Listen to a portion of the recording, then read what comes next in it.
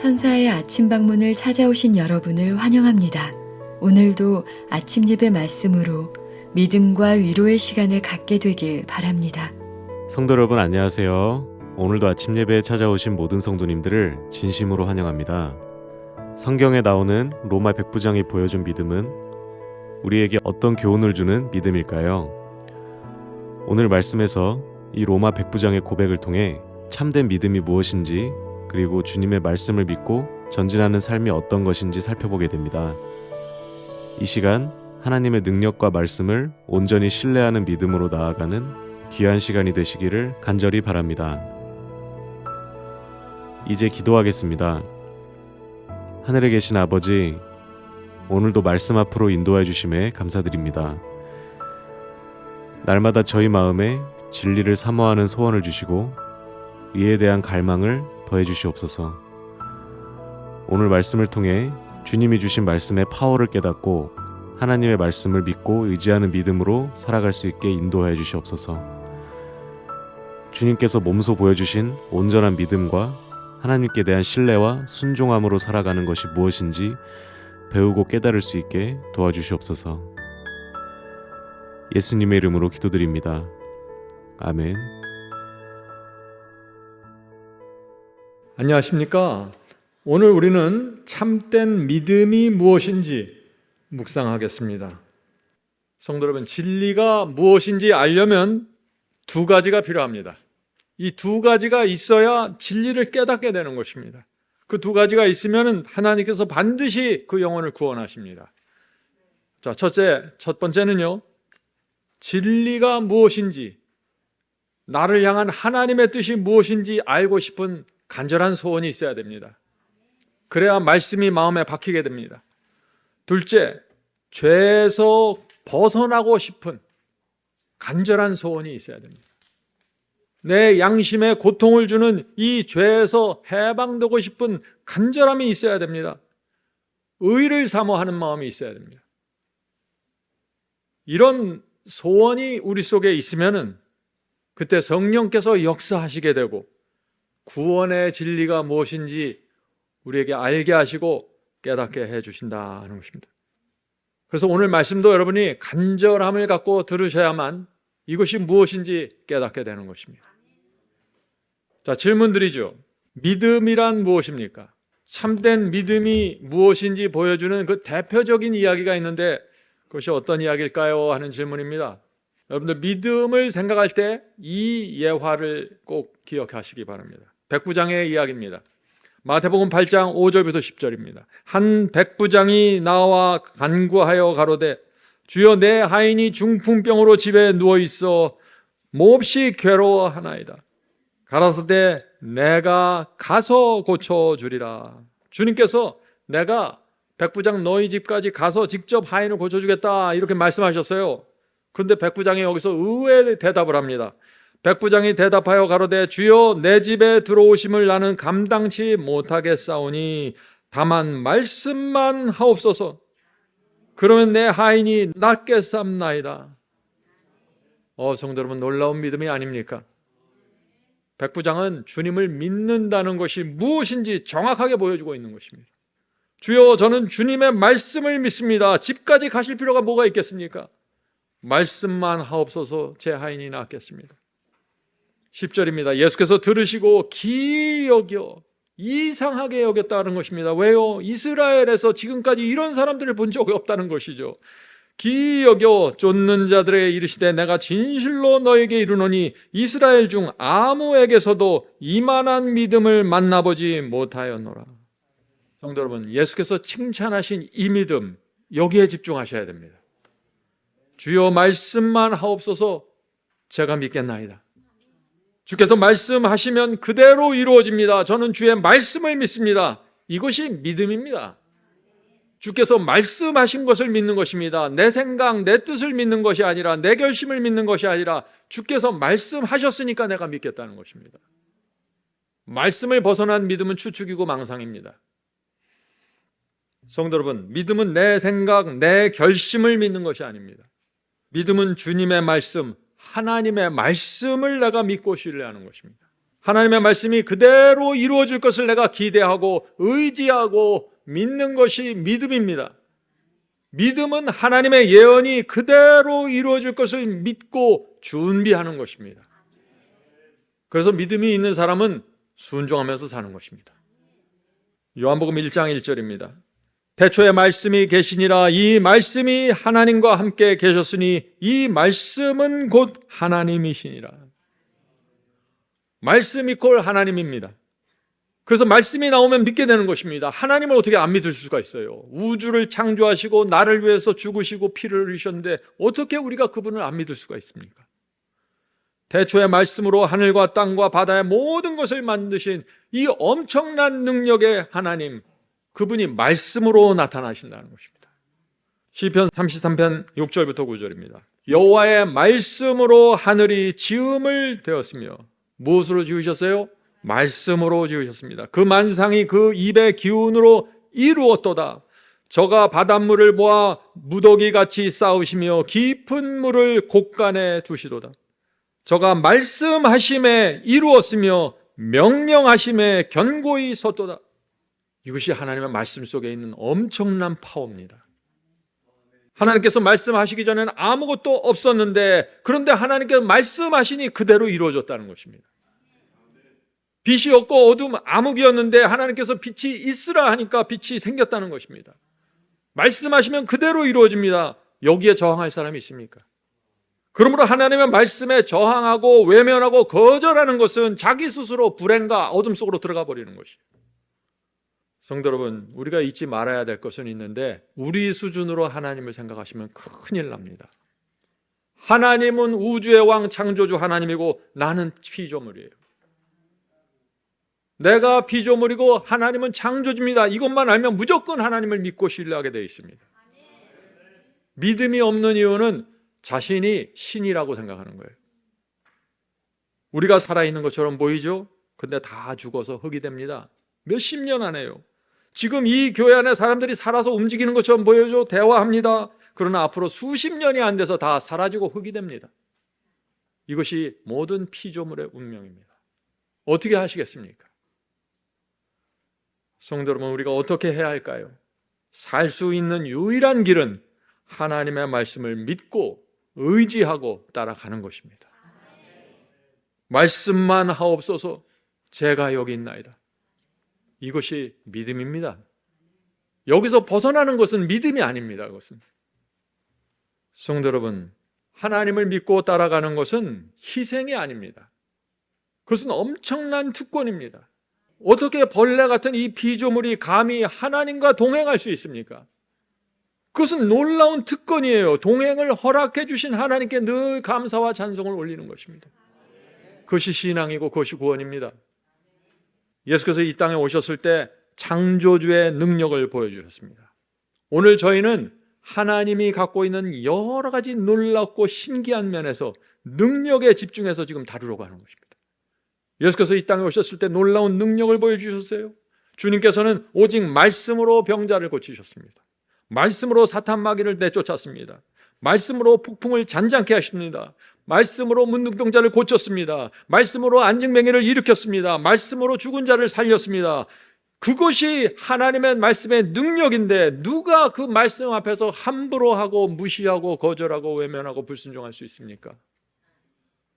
말이 안 되는 것입니다. 이것이 오늘날 현대 기독교에 들어온 기만입니다. 하나님을 믿는다고 하면서 제멋대로 살고 있는 것이죠. 전혀 아닙니다. 저가 말씀하심에 이루어졌으며, 이 창조의 능력, 엄청난 능력을 믿는 사람은, 아는 사람은 어떻게 대답해요? 주여 말씀만 하옵소서, 주의 종이 여기 있나이다. 이것이 믿음입니다. 성도 여러분, 오늘부터 믿음에 대한 아주 깨끗한 개념을 갖고 살게 되길 바랍니다. 주님을 믿는다고 말하면서 순종하지 않고 말씀을 대적하고 모른 척하고 있을 수 없는 것입니다. 이것이 히브리서 11장은 믿음의 장이죠. 그 히브리서 11장에는 믿음의 아주 유명한 조상들의 이름들이 다 거론이 됩니다. 그들의 생애가 나옵니다. 그들의 삶과 믿음의 힘이 어디서 나올까요? 아벨, 에녹, 노아, 아브라함, 요셉, 모세, 그들 모두 구약 시대의 사람들입니다. 무슨 뜻이에요? 그들은 예수님을 본 적도 없고 십자가를 보지도 못했습니다. 그들은 모두 양을 잡아서 제사드려서 구원받은 사람들입니다. 참 이상하죠? 오늘날 사람들은 다 예수님의 사랑과 은혜를 모르면 전혀 구원받을 가능성도 없다고 하는데, 이 사람들은 예수님을 본 적도 없어요. 십자가를 만진 적도 없습니다. 다 양을 통해서 구원을 받았습니다. 양을 잡아서. 그런데 그들은 놀라운 믿음의 군사로 세워졌습니다. 신약시대 사도들이 복음을 전하는데 히브리서 11장의 믿음의 조상들을 지금 딱 이들을 보라, 이것이 믿음이라고 내놓는 거예요. 근데 그들은 다 십자가를 보지도 못한 사람들입니다. 이것을 우리가 어떻게 이해해야 될까요? 그들은 하나님의 능력을 믿었던 분들입니다. 많은 사람들이 오해합니다. 구약은 율법의 시대고 신약은 은혜의 시대라고요. 아닙니다. 구약은 하나님의 능력의 시대입니다. 그리고 신약은 하나님의 사랑의 은혜의 시대입니다. 능력과 은혜 둘 다 중요한 것입니다. 하나님의 능력을 보아야 하고 또한 하나님의 은혜를 보아야 하는 것입니다. 그래야만 1세기 사도들의 신앙과 그들의 삶이 무엇인지 우리가 이해가 되는 것입니다. 저는 오랫동안 사랑과 은혜에만 매달리는 분들을 봤습니다. 그들의 신앙의 문제가 뭔지 아세요? 병약하고 쉽게 쓰러지고 아주 충동적이고 연약합니다. 그들 속에 하나님의 능력이 없었습니다. 그래서 오늘 하나님의 능력을 제가 말씀드리고 하나님의 은혜를 같이 말씀드리는 것입니다. 이 두 개가 우리 신앙 속에 박혀야 되는 것입니다. 다시 말씀드리죠. 이 시대의 문제가 무엇입니까? 은혜만 강조하는 것입니다. 하나님의 능력을 보지 못하고 은혜만 봅니다. 그래서 오늘 제가 이 시간에 능력을 강조하려고 애를 쓰는 것입니다. 하나님께서 말씀하시자 수많은 별들과 우주가 생겼습니다. 엄청난 은혜계가 나타났어요. 말씀 하나로. 말씀을 수십 번 해서 나타난 것도 아니고 단 한 번의 말씀으로 끝이 나는 것입니다. 이것이 여호와 하나님이십니다. 이것을 우리가 보면은 그 앞에 무릎 꿇고 엎드려서 주여 이 죄를 용서하소서, 말씀만 하옵소서, 이렇게 되는 것이에요. 이게 바로 곧바로 믿음의 본질로 들어가는 것입니다. 그래서 예수께서 백부장의 믿음을 칭찬하신 것입니다. 말씀만 하옵소서, 제가 따르겠나이다. 하나님은 창조주시고 저는 피조물입니다. 제가 무슨 말을 하겠습니까? 성도 여러분, 하나님의 입에서 나온 말씀은 단 하나의 잘못된 것도 없고 단 하나의 실패한 것도 없습니다. 주님의 말씀은 완전합니다. 그런데 그런 놀랍고 엄청난 하나님께서 저와 여러분을 구원하기 위해서 십자가에 매달려 처참하게 돌아가셨다는 것입니다. 그것이 은혜입니다. 그래서 하나님께서 능력을 보여주시고 은혜를 보여주시면서 우리를 구원하려고 하는 것입니다. 너희들이 이래도 내 앞에 굴복하지 않고 나를 따라오지 않을래? 너희 자신을 내려놓고 나를 따라와라. 나를 믿어다오. 그것을 위해서 능력을 보여주시고 그것을 위해서 은혜를 보여주시는 것입니다. 하나님의 두 면을 보아야 합니다. 하나님의 말씀의 완전함을 보아야 하고 십자가의 희생과 은혜를 바라봐야 합니다. 그래야만 우리가 하나님을 전적으로 믿고 의지하는 믿음이 생기면서 이 세상의 모든 두려움과 근심, 염려가 사라지게 되는 것입니다. 자유와 평강으로 이 삶을 살아가게 된다는 것이죠. 네. 성도 여러분, 이 하나님의 능력과 완전하심을 알면은 우리의 마음과 태도가 어떻게 달라질까요? 우리가 하나님을 믿는데 가만히 보니까 그 하나님의 능력과 완전하심이 정말 대단해요. 그럼 어떻게 될까요? 우리 마음과 태도가. 하나님 말씀하시면 바짝 엎드려서 네, 받겠습니다. 이것이 믿음입니다. 믿음은 단순한 것입니다. 오늘 믿음의 본질을 이해해야 되는 것입니다. 창에 찔려서 십자가에 매달린 창조주 하나님을 바라보면 우리 마음에 어떤 변화가 생길까요? 아니, 어떻게 창조주 하나님께서 나를 위해 저렇게 고통당할 수 있을까? 하나님, 내 생애를 드립니다. 여호와 하나님, 저를 받아주시옵소서. 이것이 살아있는 믿음입니다. 성도 여러분, 이제 더 이상 나는 하나님의 사랑을 잘 몰라요, 나는 은혜를 잘 모르겠어요, 느끼지 못하겠어요, 이런 얘기 버리세요. 하나님의 능력 하나만 알고서도 엄청난 신앙이 올라오게 되는 것입니다. 사람들은 최고의 재벌가, 최고의 정치인들 앞에 나가면 어떻게 돼요? 바짝 엎드리잖아요. 왜요? 그들에게 큰 힘과 능력이 있다는 사실을 아는 것입니다. 그런데 이상하죠. 우주의 왕, 별들과 땅과 해와 모든 것을 만드신 창조주 하나님 앞에 나가선 납작 엎드리질 않아요. 왜 그럴까요? 하나님이 누군지 모르는 것입니다. 하나님이 이웃집 아저씨인 줄 알아요. 전부 그런 수준으로 믿는다는 얘기예요. 그런 수준으로. 성도 여러분, 정말 우리가 하나님이 어떤 분인지 알면요, 바로 이 신앙으로 들어갑니다. 하나님, 저를 살려주시옵소서. 지금까지 하나님이 어떤 분인지 모르고 건방지게 살아왔습니다. 벌레보다 못한 저를 용서해 주시옵소서. 이제부터 저는 하나님의 말씀을 무조건 믿고 따라가겠습니다. 우둔한 피조물의 머리에서 나오는 생각은 다 내려놓겠습니다. 여호와 하나님의 말씀을 따르겠습니다. 그것이 제 인생과 구원의 최선이라는 사실을 제가 확신합니다. 이것이 믿음입니다. 성도 여러분, 말씀 한마디로 하나님께서 고래를 만드십니다. 말씀으로 우주를 만드십니다. 이 하나님의 능력을 가만히 묵상해 보면요, 어떻게 돼요? 하나님의 입에서 나온 단 한마디의 말씀이라도 다 붙잡고 따라가게 되는 것입니다. 하나님께서 나사로야 나와라 할 때 나사로만 나오잖아요. 그냥 나오라 하면 그 동네 사람들 다 나왔을 거예요. 무덤 속에 있던 사람들이. 여러분도 그 예화 잘 아시죠? 하나님께서 말씀하실 때 조심하셔야 됩니다. 입에서 나가면 그것이 능력이 돼서 그대로 이루어져 버리기 때문에.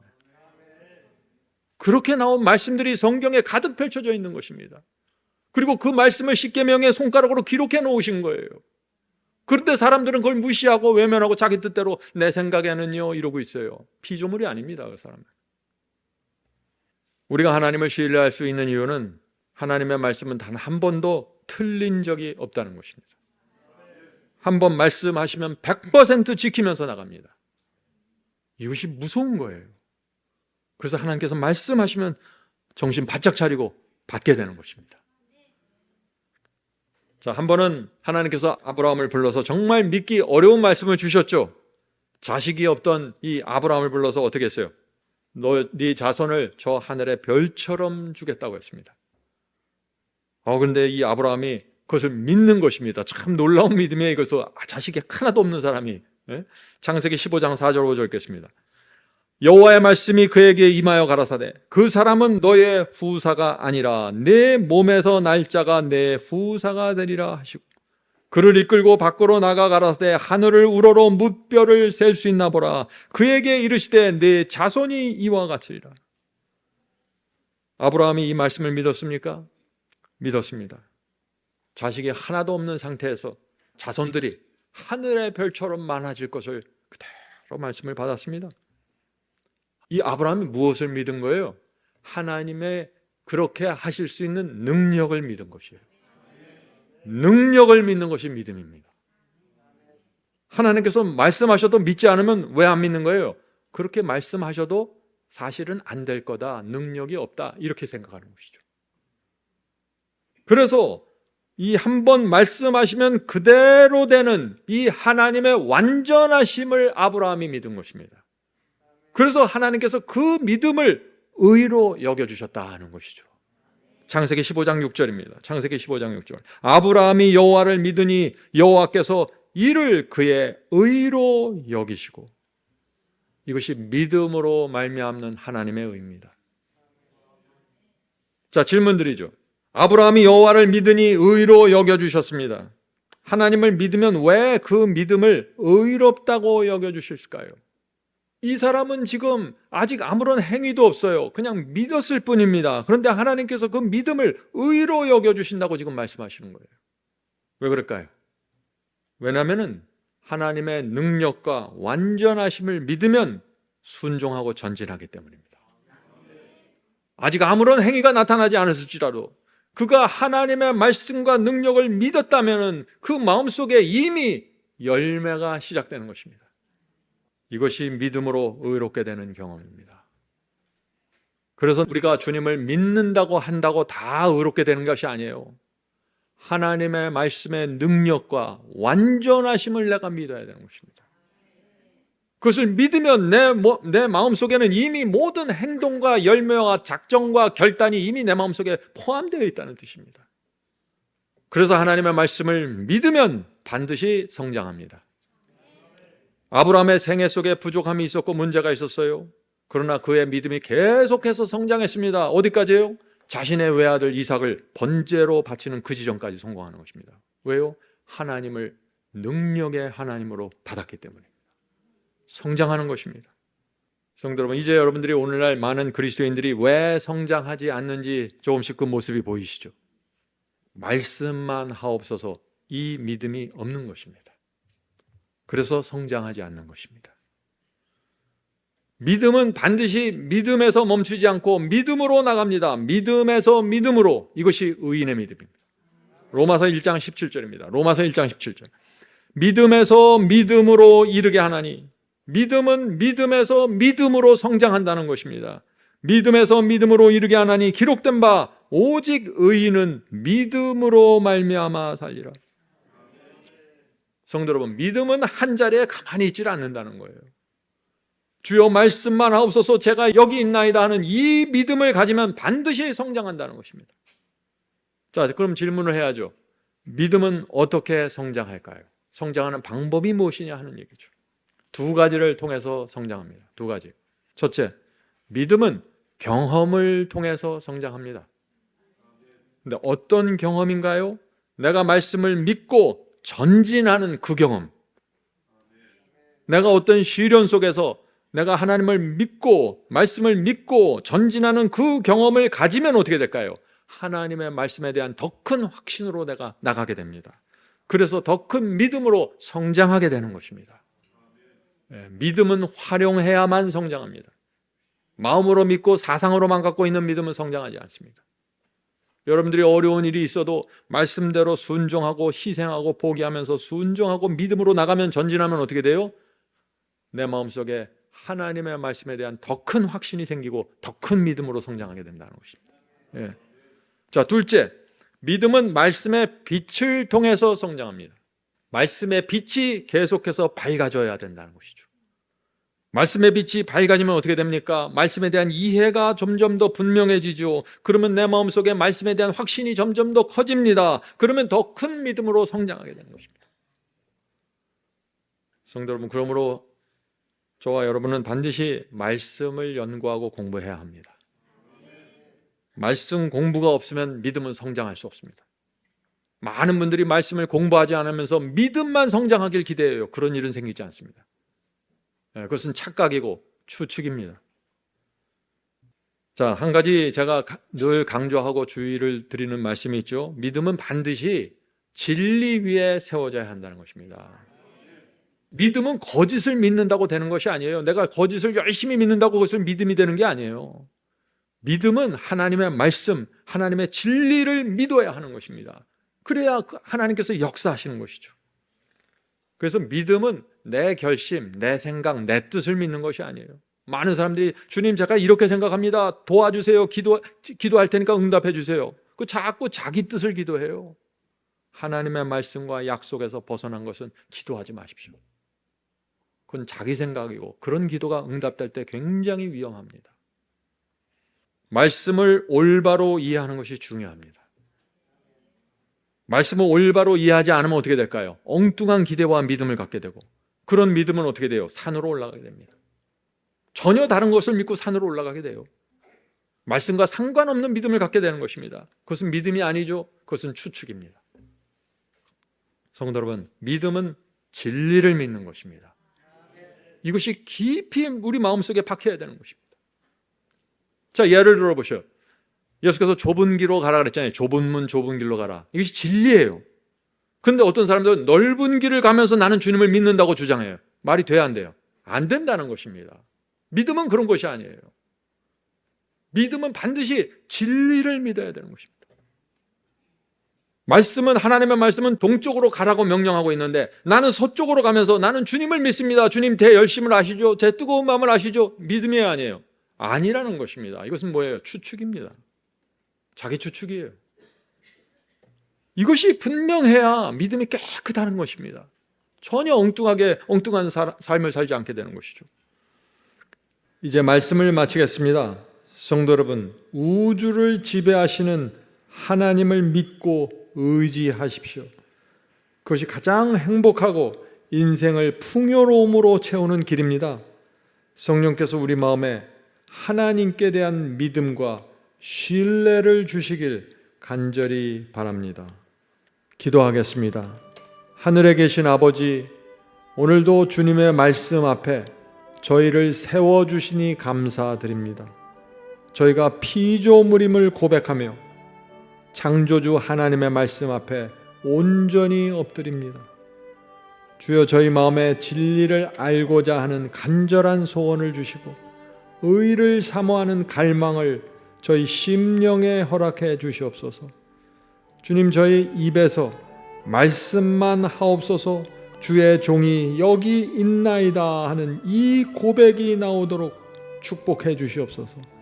어떤 상황에서도 주님을 신뢰하고 순종하기 원하오니 도와주시옵소서. 주여, 저희 믿음이 성장하게 하시고 깊어지게 하여 주시옵소서. 주님께 온전히 영광 돌리는 삶 살 수 있도록 축복해 주시옵소서. 오늘 하루도 믿음으로 주님과 동행하길 원합니다. 인도해 주시옵소서. 이 모든 말씀 예수 그리스도의 이름으로 간절히 기도드립니다. 아멘. 성도 여러분, 마지막 사명에서는 아침 예배 채널을 유튜브에서 별도로 운영하고 있습니다. 아침 예배 채널에서는 매일 새벽 4시에 예배 영상이 올려지고 있으며 특별히 아침 9시에 예배가 진행됩니다. 아침 9시 예배가 아침 예배 채널의 독특한 특징입니다. 원하시는 분들은 유튜브에서 아침 예배 채널을 별도로 구독 신청하여 주시면 저희와 함께 아침마다 예배 드릴 수 있습니다. 매일 아침마다 하나님의 말씀으로 저희 모두가 주 앞에 나와 예배 드리는 신앙으로 함께 나가게 되길 간절히 바랍니다. 감사합니다.